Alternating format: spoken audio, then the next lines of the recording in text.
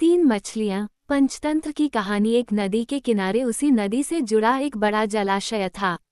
जलाशय में पानी गहरा होता है, इसलिए उसमें काई तथा मछलियों का प्रिय भोजन जलीय सूक्ष्म पौधे उगते हैं।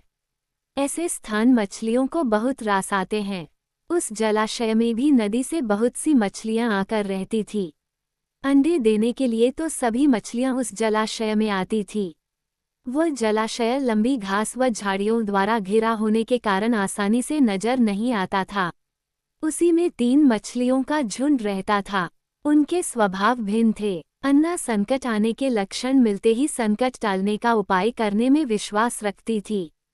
प्रत्यु कहती थी कि संकट आने पर ही उससे बचने का यत्न करो।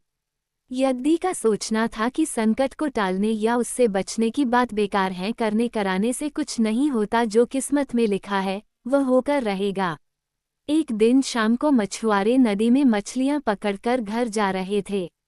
बहुत कम मछलियां उनके जालों में फंसी थी, अतः उनके चेहरे उदास थे। तभी उन्हें झाड़ियों के ऊपर मछलीखोर पक्षियों का झुंड जाता दिखाई दिया। सबकी चोंच में मछलियां दबी थी। वे चौंके। एक ने अनुमान लगाया, दोस्तों, लगता है झाड़ियों के पीछे नदी से जुड़ा जलाशय है, जहां इतनी सारी मछलियां पल रही हैं। मछुआरे पुलकित होकर झाड़ियों में से होकर जलाशय के तट पर आ निकले और ललचाई नजर से मछलियों को देखने लगे। एक मछुआरा बोला, आहा, इस जलाशय में तो मछलियां भरी पड़ी हैं। आज तक हमें इसका पता ही नहीं लगा। यहाँ हमें ढेर सारी मछलियां मिलेंगी। दूसरा बोला। तीसरे ने कहा, आज तो शाम गिरने वाली है, कल सुबह ही आकर यहाँ जाल डालेंगे। इस प्रकार मछुआरे दूसरे दिन का कार्यक्रम तय करके चले गए।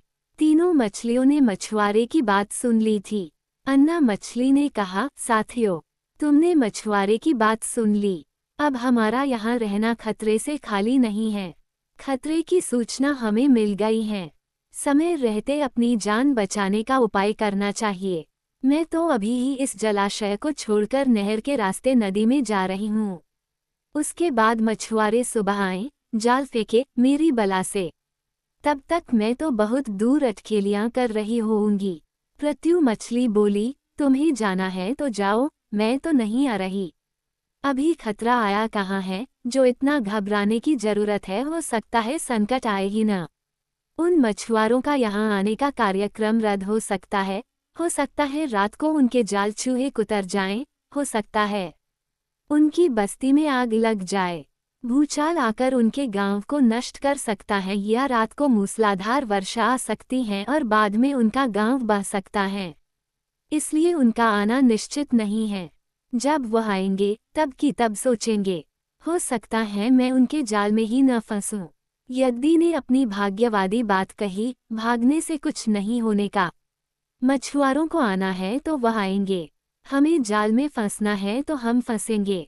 किस्मत में मरना ही लिखा है तो क्या किया जा सकता है। इस प्रकार अन्ना तो उसी समय वहां से चली गई। प्रत्यु और यद्दी जलाशय में ही रही। भोर हुई तो मछुआरे अपने जाल को लेकर आए और लगे जलाशय में जाल फेंकने और मछलियां पकड़ने।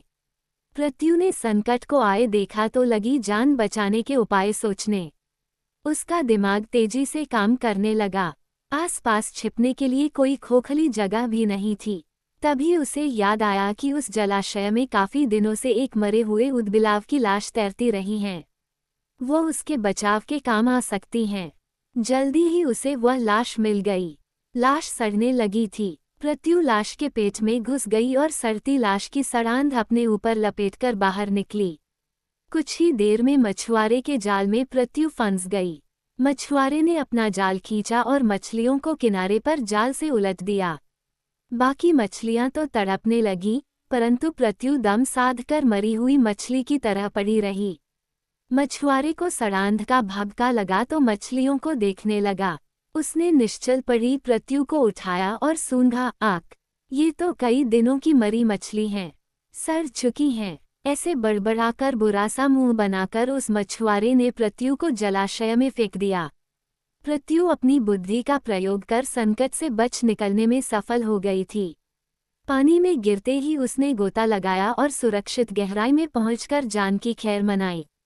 यद्दी भी दूसरे मछुआरे के जाल में फंस गई थी और एक टोकरे में डाल दी गई थी। भाग्य के भरोसे बैठी रहने वाली यद्दी ने उसी टोकरी में अन्य मछलियों की तरह तड़प तड़प कर प्राण त्याग दिए। सीख, भाग्य भी उन्हीं का साथ देता है जो कर्म में विश्वास रखते हैं और कर्म को प्रधान मानते हैं। भाग्य के भरोसे हाथ पर हाथ रखकर बैठे रहने वाले का विनाश निश्चित है।